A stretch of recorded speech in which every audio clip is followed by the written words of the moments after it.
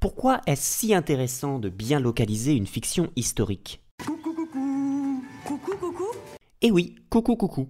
Me revoilà, et, après Kaamelott, je reviens avec la deuxième partie de ma réflexion sur la géographie dans la fiction, en me penchant, comme convenu, sur Un village français.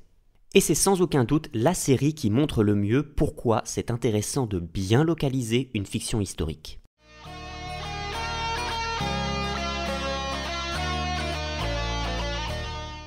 Salut et fraternité! Avant toute chose, je veux remercier chaleureusement Vous avez le droit pour le clin d'œil à ma chaîne dans sa dernière vidéo. Certains d'entre vous viennent peut-être de découvrir Hypalage grâce à cela, et vous imaginez facilement, je crois, le bonheur pour un petit youtubeur d'avoir cette reconnaissance venue d'un créateur aussi talentueux et reconnu, et de tricotine aussi. Je ne connais pas de meilleur vulgarisateur du droit sur le YouTube francophone, donc, bien évidemment, si vous ne connaissez pas encore cette chaîne, allez vous abonner le plus vite possible. Et puis, je tiens à vous remercier pour l'accueil que vous avez fait à ma dernière vidéo. Ça nous a tous fait plaisir de revenir un peu à Kaamelott, et des vidéos sur Kaamelott, il y en aura d'autres, donc restez à l'affût et n'hésitez pas à vous abonner pour ne pas passer à côté. En attendant, faisons suite à la première partie de mon analyse qui, je vous le rappelle, s'interrogeait sur la localisation de la forteresse de Kaamelott. On avait conclu que c'était un point intéressant à connaître parce que ça révèle plein de thèmes profonds de la série, ça montre une belle cohérence d'écriture, mais dans le cas d'un univers de fantaisie et de légende, l'ultra-précision n'est pas essentielle. On pardonne donc bien volontiers les éventuelles incohérences géographiques qui arrivent fatalement. Attention, je me permettrai pas de critiquer. Non, bien sûr, non, c'est surtout pas votre genre.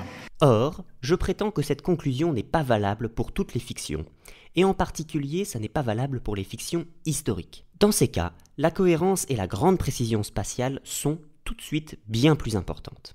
Ah, ça va pas être la même limonade là. Et oui, parce que si on prend la peine de construire une histoire ancrée dans le réel, ou de développer un propos sur le passé, la moindre des choses, c'est de se renseigner un minimum pour éviter de pondre une fiction fourrée aux incohérences et aux anachronismes. Il n'y a pas grand-chose qui m'énerve plus que des fictions qui se prétendent historiques, mais qui sont remplies de clichés ou de conneries. Et ça m'énerve. Fort heureusement, ce n'est pas le cas d'un très grand nombre de séries ou de films bien pensés, parmi lesquels, bien entendu, Un village français. J'ai déjà eu l'occasion de dire tout le bien que je pense de cette série qui parvient à raconter 5 années de guerre du point de vue d'une petite sous-préfecture. Si vous vous demandez ce qui me séduit en particulier dans ces 7 saisons, je vous renvoie à la vidéo que j'ai faite sur le sujet où je discutais abondamment de leurs points forts, personnages, dialogues, décors, construction narrative. Là-dedans, tout est ciselé avec une précision d'orfèvre. Bien foutu, hein. Aujourd'hui, on va plutôt se demander en quoi la géographie dans Un village français est parfaitement à la hauteur de cet ambitieux projet, faire un tableau de la France sous l'occupation. Et c'est parti.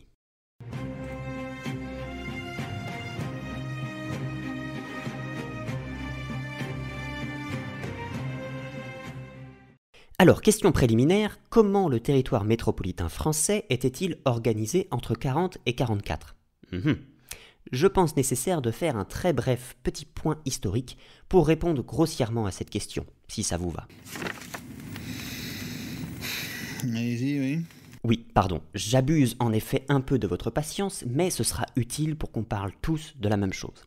Je précise que je ne suis pas historien, et encore moins spécialiste de la période, donc je mets toutes mes sources en description, comme d'habitude d'ailleurs, et, même si je suis à peu près à l'aise sur le sujet, j'espère que je ne dirai pas de conneries. Sortons une carte.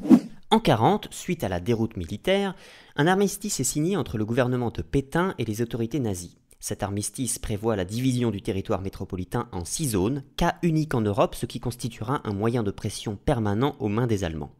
Ces zones sont les territoires annexés par le Reich, Alsace et Moselle notamment, la zone rattachée au commandement militaire allemand de Bruxelles, la zone occupée et interdite au retour des réfugiés, qui est destinée à terme soit à être colonisée par les Allemands, soit à défendre la façade maritime, la zone occupée par l'armée allemande, la zone occupée par l'armée italienne, et la zone non occupée ou zone sud. Les choses changent en novembre 1942 avec l'invasion allemande de la zone sud en réaction au débarquement anglo-américain en Afrique du Nord. Désormais, c'est beaucoup plus simple, l'intégralité du territoire métropolitain est occupée. Cette situation perdurera jusqu'au débarquement en Normandie puis en Provence, menant à la libération progressive du territoire jusqu'en mai 1945. Je le sais ça. Hein. Ok, maintenant on peut passer sereinement à la suite.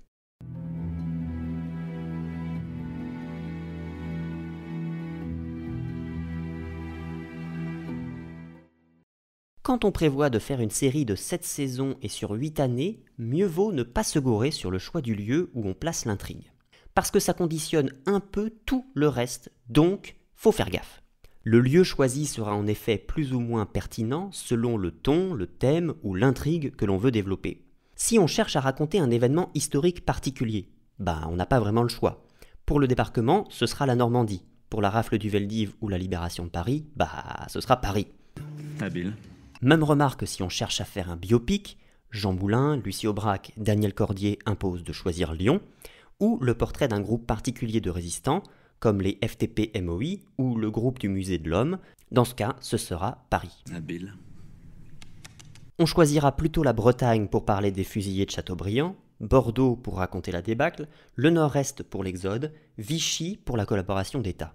Et pour la résistance d'un point de vue général ou la vie quotidienne des Français, quel que soit le ton, on a un plus large choix, de la capitale aux petites villes de province, en passant par des zones très isolées.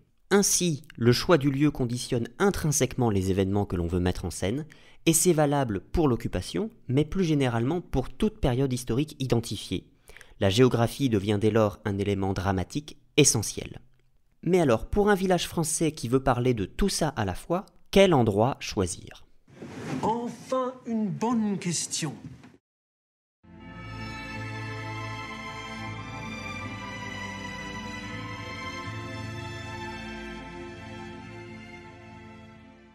C'est justement pour répondre à cette question que je me suis efforcé de situer précisément Villeneuve, la ville fictive de la série.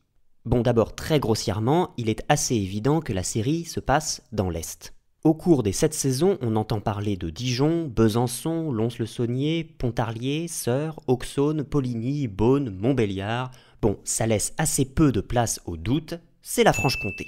Si à cela on ajoute les références à la Suisse, l'allusion aux cours d'eau comme la Loue et quelques autres indices, notamment un mouvement appelé Résistance Jura, ça devient limpide, on est dans une sous-préfecture du Jura, en zone occupée, non loin de la frontière suisse.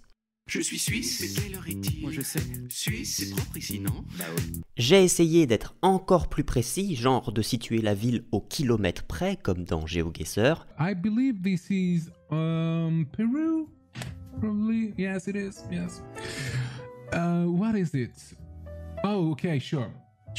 This is Thailand. Yes. And this is La Saudade Café. Locaux disponibles 03. I believe this is around here. Probably Troyes. No, it was Chalon-sur-Saône. Okay, not so bad actually. J'ai donc zoomé un peu et à ce stade, nouveau problème, quelle carte choisir ? Celles d'avant-guerre que j'ai trouvées sont dégueu, celles des années 50 sont imbitables, donc on va devoir se contenter des cartes IGN actuelles. C'est anachronique, mais pour les emplacements des villes, des cours d'eau et des reliefs, ça fera l'affaire. Je te prie d'excuser l'aspect rudimentaire de cette maquette, mais... Oui, je sais, Doc, elle n'est pas à l'échelle. Mais ça ira quand même. Bon. Voici donc le nord du département du Jura. On repère Besançon dans le Doubs, Dijon dans la Côte d'Or, Lons-le-Saunier, la Suisse... Suisse et l'ordre des nazis, s'il te plaît. Suisse... et la Loue. La ligne de démarcation passait précisément ici, donc l'action de la série se situe essentiellement dans cette zone. Ça me semble assez évident, oui. Mais il y a un extrait de la série qui permettrait d'être encore plus précis. C'est celui dans lequel les polices allemandes et françaises triangulent des signaux radio pour repérer un agent de Londres. Nous avons des stations d'écoute très performantes. L'une se trouve ici, l'autre à Dijon. Chaque émission permet de savoir qu'une radio émet et à quelle distance. Première émission, repérée par la station de Dijon, hier matin, durée 2 minutes, rayon 195 km. Il y a donc un émetteur n'importe où sur ce cercle. Deuxième émission, repérée par l'autre station, rayon 209 km. Il y a donc un émetteur à l'une des intersections des deux cercles. Pourquoi à Villeneuve plus qu'à l'autre? Parce que c'est à Villeneuve qu'il y a eu un parachutage il y a 2 jours et non pas à Saint-Hippolyte-le-Vieux. Super. En reproduisant ces cercles sur la carte, je dois pouvoir moi aussi repérer la position du résistant. Ah. Oh non, mais ils se foutent de nous, quoi! Bon, c'est pas grave, on a tout de même assez précisément la zone de l'action. Une dernière remarque, la ville de Dole n'est étonnamment jamais citée dans la série. Donc, on peut imaginer que dans la diégèse de Un village français, Villeneuve remplace Dole comme sous-préfecture du Nord-Jura. Tiens, mais c'est pas con, ça.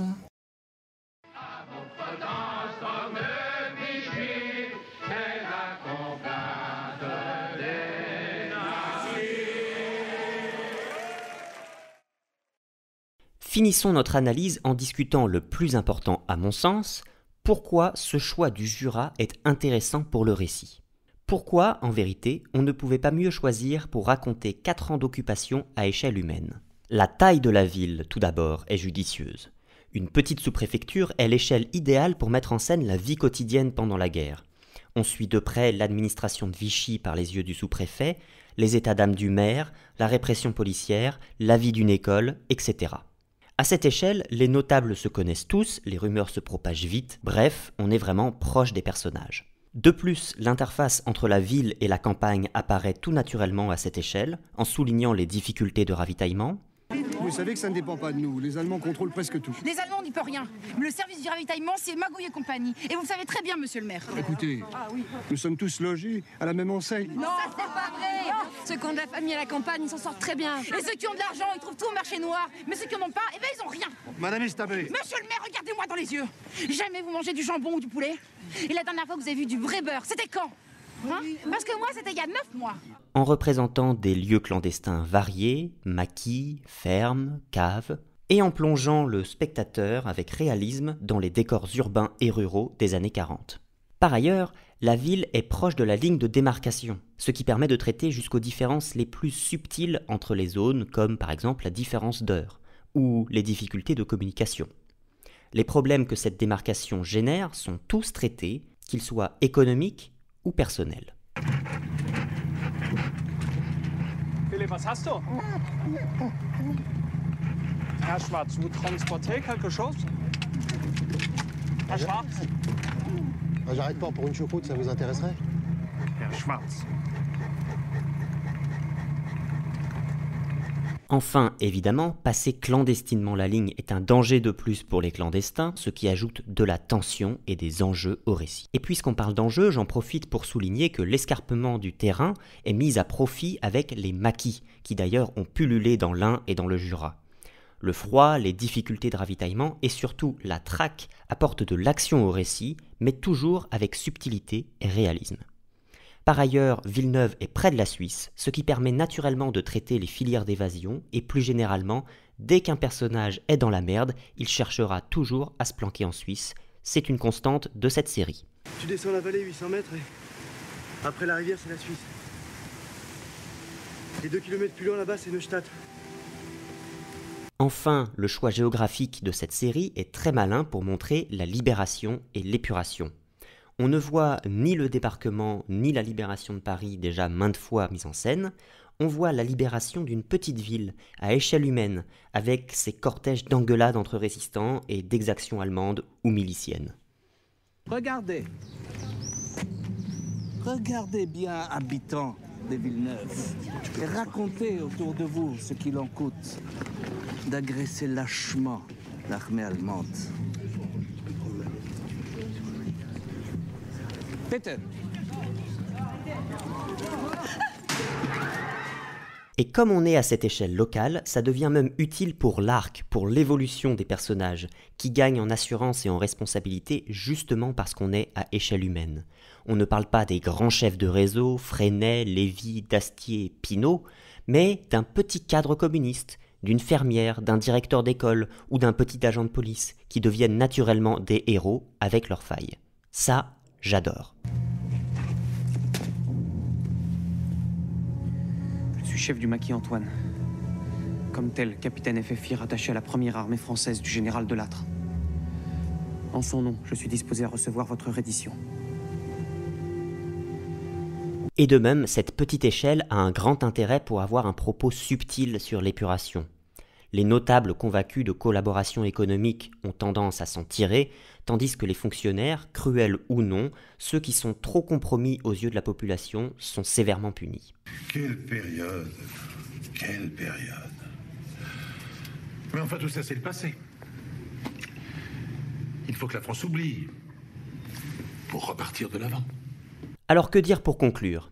Eh bien, en plus de vous encourager à voir cette série, je dirais simplement que les choix géographiques d'une œuvre conditionnent le récit bien plus qu'on ne le croit. Se demander où sont précisément situés les personnages révèle le talent des créateurs et les thèmes de la fiction, éclaire l'évolution des personnages, voire la symbolique de l'œuvre. Même si le genre narratif rend la chose plus ou moins visible, comme on l'a vu en comparant Kaamelott et Un village français, une fiction bien écrite est d'abord une fiction bien située. Et voilà pourquoi c'est si intéressant de bien localiser une fiction. Et c'est la fin de cette vidéo. Une remarque avant de nous quitter, je me suis mis à streamer régulièrement sur Twitch. Ces temps-ci, on fait pas mal de jeux de culture G, donc si ça vous dit de passer discuter, n'hésitez surtout pas.